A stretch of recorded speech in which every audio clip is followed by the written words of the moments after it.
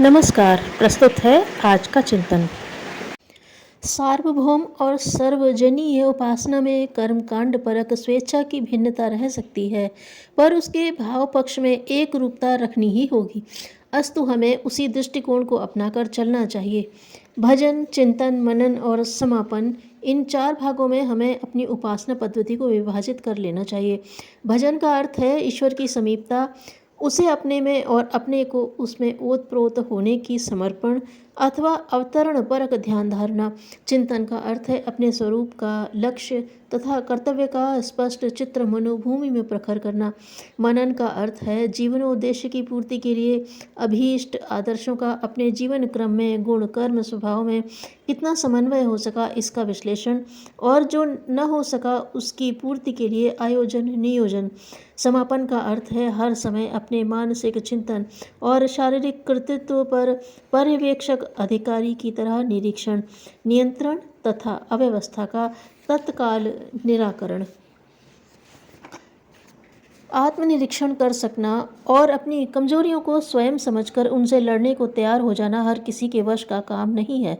मनस्वी और साहसी लोग ही यह सब कर सकते हैं। शेष लोग तो अपनी दुर्बलताओं को समझ ही नहीं पाते। कोई समझाए तो उसे अपना शत्रु मानकर उससे लड़ने को तैयार हो जाते हैं। अपनी कमजोरियों के कारण मिली असफलता को वे दूसरों के सिर मढ़कर स्वयं निर्दोष बनना चाहते हैं।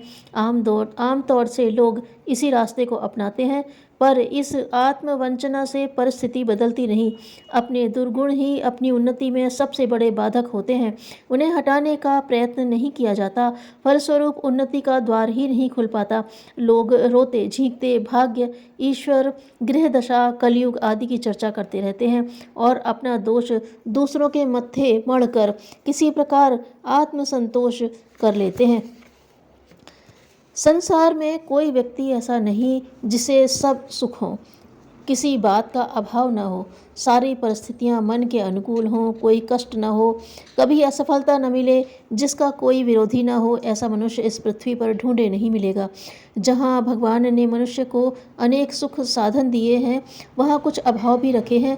विवेकशील मनुष्य उपलब्ध सुख सुविधाओं पर संतोष प्रकट करते हुए प्रसन्न रहते हैं और ईश्वर को धन्यवाद देते हैं।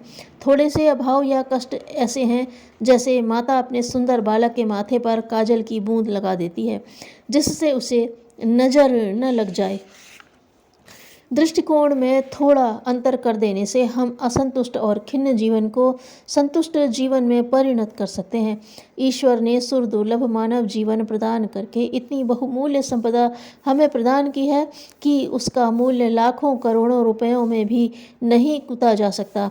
यदि हम इस पर चिंतन करें तो प्रतीत होगा कि हमारी वर्तमान परिस्थिति दुखदायी नहीं, वरन सुख सुविधाओं से संपन्न है। उपलब्ध साधनों का सदुपयोग यदि हम सीख जाएं, हर वस्तु का मितव्ययता पूर्वक उपयोग करें, उसका पूरा पूरा लाभ लें, तो जो कुछ प्राप्त है वही हमारे आनंद को अनेक गुना बढ़ा सकता है। धन्यवाद।